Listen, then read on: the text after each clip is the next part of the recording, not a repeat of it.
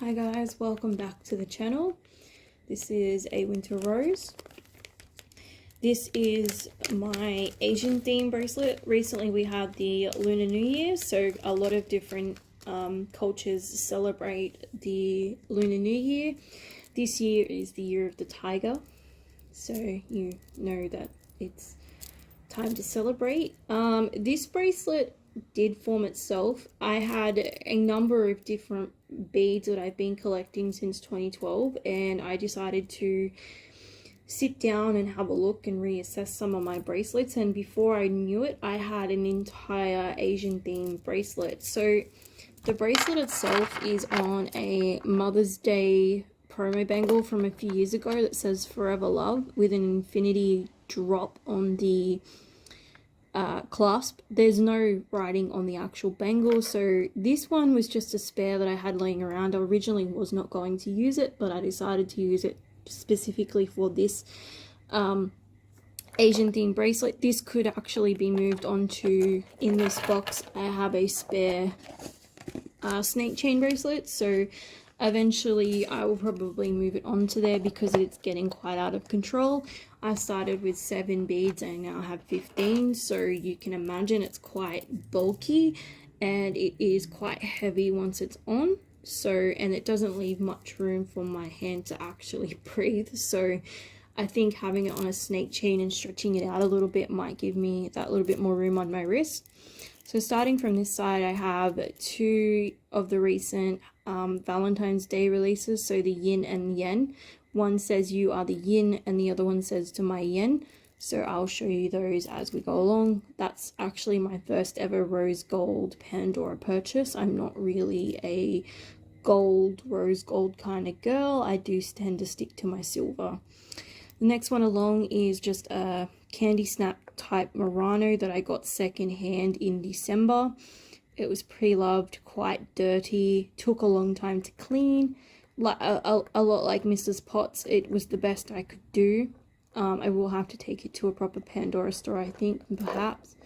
The next one is from a really old Zodiac collection from, I think, maybe 2013, 2014, which is my Zodiac sign. I'm a horse. Actually a fire horse, so the red kind of goes with that. So every year the Zodiacs fall on a different animal, and every time it's an animal it's a different element. So my particular year was a fire horse.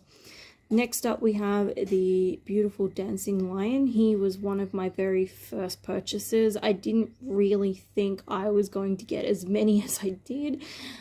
This is one of my more colorful sort of bracelet bangles. I don't particularly have a lot of colors. I tend to stick to silver. Next up is the Lucky Coin Koi. This little guy I actually got for luck at a time when I was going through a bit of a rough patch. Around the time my partner and I got together, there was a lot happening. There was some losses in the family, and I just got him for good luck. So that was about 2018. So he's been with me quite a little while as well. Again, all of these are from different years. Next up we have my little panda. I saw him and I was like, nope, he's mine, bringing him home. Got him that day. I got him from a store in the city. I'm based in the western suburbs, so usually I just go to my local concept store, but I was in the city that day for work and I took him home that day. Next up is one I got in the Black Friday sales, which is the Japanese doll. She was the last chance buy, and I think I paid about maybe $25 for her. She was really, really beautiful. Kind of goes with the red that I've got going, so I figured I'll just get her. Next is an Australian exclusive. It's a heart locket. I believe it's got love or prosperity on there. I do need to look this up. I was told the meaning many years ago, but I bought that on a last chance sale about 4 years ago. It is specifically for Australia, so on the back it's open work locket heart shaped bead. It's got CZs all around it with the beautiful Chinese characters on the front. So this is actually the centerpiece of this particular bracelet. Next up, we have a pre-loved junk ship that I got off Facebook for about $30. He came in December as well. I spent a lot of money on Pandora.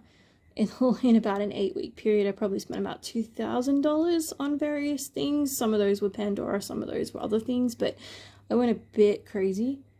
So he was added to the junk ship. Next up is another Black Friday bead I got, which was the Year of the Ox bead. I saw him on Facebook and I saw a lady was selling him.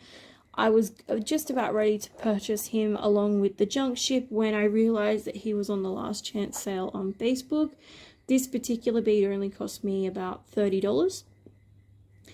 I had to have him the minute I seen him. He reminds me of a character from one of my games, Genshin Impact. This whole bead actually represents that whole game for me. He is, I call him Ushi, which is a name of one of the characters, this Oni demon god. He has a little Ushi that he throws, and it's actually a bull. Ushi is the name of that bull.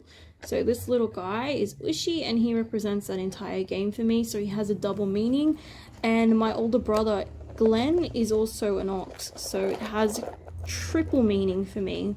Next up is from the beautiful Valentine's Day collection. I purchased this the same time I got my yin and yang, and that's the Phoenix. The day I got this, the lady said that a lot of Harry Potter fans were buying it to represent forks.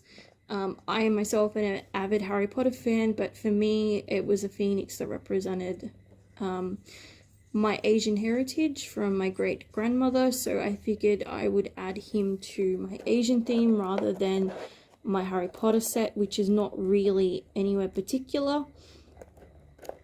Next up is my lucky cat, which represents Japan. I actually worked for a Japanese company for about 5.5 years. I got him in 2012. He was one of my very first beads, actually. This little guy was very hard for me to take off my original Pandora personality bracelet. It was very tough. I actually spoke to my boyfriend about it for a good 1.5 weeks, and we both decided it was probably best to stick him with his friends. So my little horse that I got over here that you saw earlier was also on that particular bracelet. It was very hard to part with them on that particular bracelet, but I feel like they're on a better fit now, so they fit better with their new home.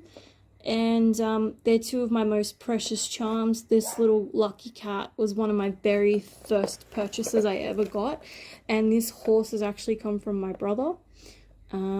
So they both are very special to me, very precious, which is another reason why I want to move them onto a proper Moments charm snake bracelet.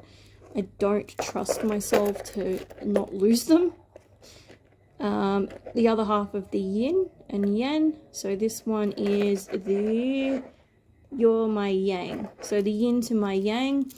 I have another pre-loved candy snap style Murano. It is a bit different to the other one. I actually thought looking at them online they were the same, but they're actually different. I don't usually do Muranos, as I've said previously, but for this particular one I thought it was just a pop of color and it would make the bracelet a bit more symmetrical. And then the last one was from my Rulala haul, which is my little ghost dangle from Japan. Also represents Genshin Impact, just part of the Japanese island on that game. So this particular bracelet is a mixture of old, new, pre-loved, precious memories, also double meanings, triple meanings in some cases, like my little ox dude here, Ushi. So there is quite a few memories, sentimental reasons attached to these particular beads, especially my lucky cat. I don't think I could ever get through life without him. This heart especially is a lot for me. My dad speaks fluent Mandarin, so having dad speak Mandarin growing up was also nice. And especially my little horse. My dancing lion I actually thought was a dragon when I was younger, so that's got a little funny story behind it. And then 2 pieces of yin and a yang make a whole. So yeah, that's just a little bit of my Asian themed bracelet, my ideas behind it, and the reasons why I got them. my panda tends to sit in the middle, so these two kind of are the centerpieces, but eventually this bracelet will become a proper moments bracelet, I think. Anyway, thank you.